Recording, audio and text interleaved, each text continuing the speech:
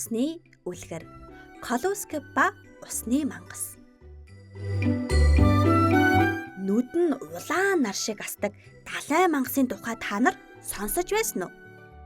Шүн түүнийг далайн гүнд унтаж байх үед жижиг загаснууд түүний гал мэт амьсгалыг ширтэн нэгнээ зоригжуулж түн рүү жаахан дөхий. Юутай ганц төөч гисэн ойртё гэж нэгнээ ятгатагч хинэн ч хурж очиж зориглдоггүй байлаа. Тэр далайн мангас маш аимшигтэй тул зөвхөн агуу сүнс Колоскоп л түүнийг зогсоож чадна гэж ярьдаг байжээ.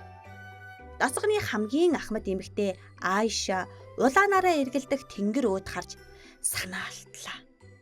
Нар яг л улангасан дайчин галтай сум харваж буй мэтэл байлаа. Бороо оруулчих бүртих үйлч харагдсангүй. Айша итгэл найдвар тасарч байгааг мэдэрч байв. Өнөөдөр ч бас бороо орохгүй нэ хэмээн бодов. Гол горих ширэгжээ.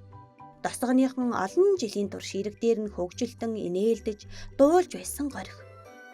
Айша жаахан охин байхдаа усан дээр хөвөг сарыг барих гэж мөн усны долгионтой хамт твгцэн тоглодог байлаа. Харин одоо тэр бүгд үгүй болсон байв.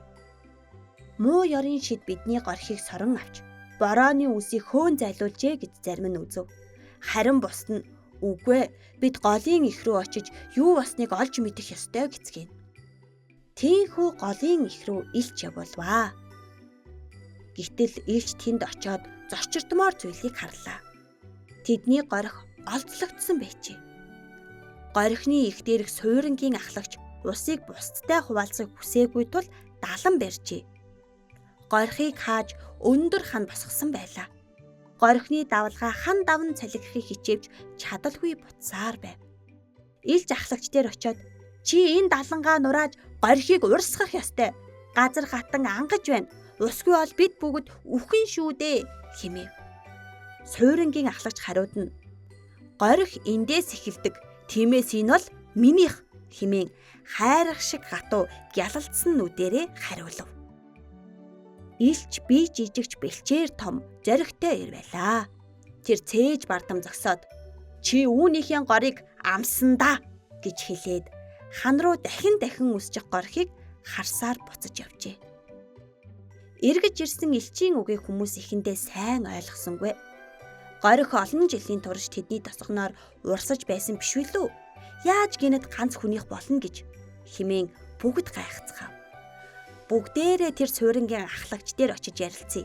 Тэр учрыг нь ойлгоно доо гэж тосгоны ахмадууд шуугилдав. Очоод тайлбарлалтал суйрангийн ахлагч ойлгосонгүй.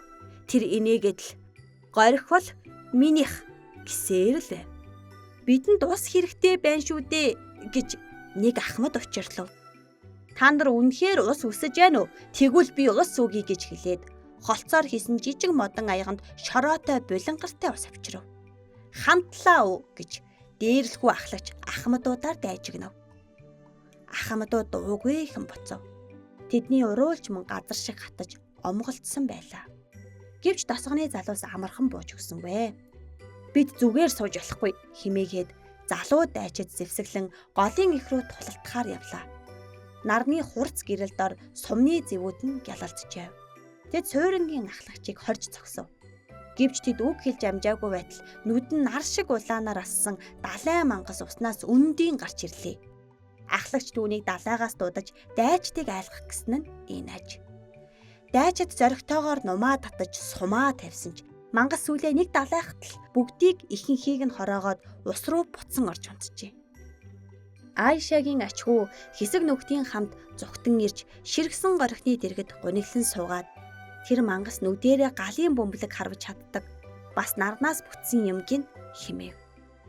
Айша тэднийг хараад бидэнд бүхнийг бүтээгч Гижи магнитууд хэлхээс өөр арга үлдсэнгүй. Гижи магниту досгоныхны яриаг анхааралтай сонсов. Тэдний сүлд хиймэр гундаж дуунж гарахаа байсныг хараад тэднийг өрөвдөж туслахаар шийджээ. Улмаар агууг сүнс Колоскопыг дуудлаа. Далайн мангасыг зогсоож чадах цорын ганц баатар сүнс тэр байв. Колоскопыг хараад хүмүүс баярлан хашгирцгаав. Учир нь тэр досгоны хамгийн өндөр модноос ч өндөр. Нүүрнийх нь талан цаагаан. Тэр зөөлөнч байж чадна, аимшигтай ч байж чаддаг нэгэн. Баруун мөрөн дээр нь хурц эртэй хумстай сүрлэг хошууга жимийсэн агуу том бүргэд суужэв. Мөн нэг хар, нэг цагаан чонд хажууд нь алхана. Колоскеп голын их рүү зоригтой бөгөөд ямар ч эргэлзээгүй алхлаа. Тэр суйрангийн ахлагчид хандан "Горхийг сулал, эсвэл тулалдъя" хэмээн дуудав. Ахлагч хариу өгсөнгүй. "Горхинаас хүн бүхэн тэгж хүрдэг хэрэгтэй. Ганц хүний эзэмшил биш" гэж Колоскеп дахин хэлв. Хариу үйл ирлээ. Колоскеп нумаа татхад газар дөргөв. Далай мангас ирж байна гэдгийг тэр ойлгов. Колоскеп түүний анивчдаггүй нүдийг олж хараад тулалдахдаа бэлэн болов. Мангас ууртайгаар архирч Колоскепийг хөлөөрөө гიშгэхийг оролдов. Гэвч хоёр чон хайраст биерүүн шүдээ золоо. Мангас өвдсөндөө уйлж чоннуудыг сэгсрэх гэж оролдов. Гэвч тэд салахгүй л байлаа. Мангас Колоскеп руу галтай бөмбөлөг харав. Колоскеп бултаж ард нь байсан мод шатав. Мангас дахин гал харвах гэж байтал бүргэд нисэн очиж нэг нүдийг нь суг татан авав. Аимшиг дулаан нарнууд алга болов. Гэвч мангас тулалдахаа зогсоосонгүй. Тэр өхөхээс айхгүй байв. Чоннуу түүнийг хазлан сэгсэрч байхад өшөглөж хөв. Мангас дөхөх тусам Колоскеп түүний галтай халуун амьсгалыг мэдэрч байлаа. Харин энэ үед Колоскепийн бие улам томорсоор эцэст нь мангас түүний шагаагаар татхаар жижигхэн болов. Тэр аврах том хөлөөрөө мангасыг гიშгэн тогтов. Колоскеп аврах том гараараа нэг савж даланг нураахад гол яг л унаг давхилдах шиг досхон руу урсаж эхлэв. Адас холоос хуйлран урсаж буй голыг хараад тосгоны иргэдийн нүд хэрэлдэв. Айшагийн ачхуу баярлан дэвцэж хэрцгэр ясанд хонхолцсон инээн. Айша өндөр настайгаач мартан яг л жаахан охин шиг баярлан ус руу өсрөн орлоо. Хүмүүс түүнийг усан зэлхийг хараад мөн л ус руу орцгов. Шүн болтол тэд сэлжээ. Зарим нь ядарсан ч жаргалтайгаар эрэг рүү гарлаа. Харин зарим нь үлдэж Айшаг даган усан дээр хөвөх сарыг хөөж загас жараахаа эрг чөлөөтэй сэлцгээв. Горхинтой маш хартай Айша загас болж усандаа үүрд сэлсээр үлдсэн юм гэлээ.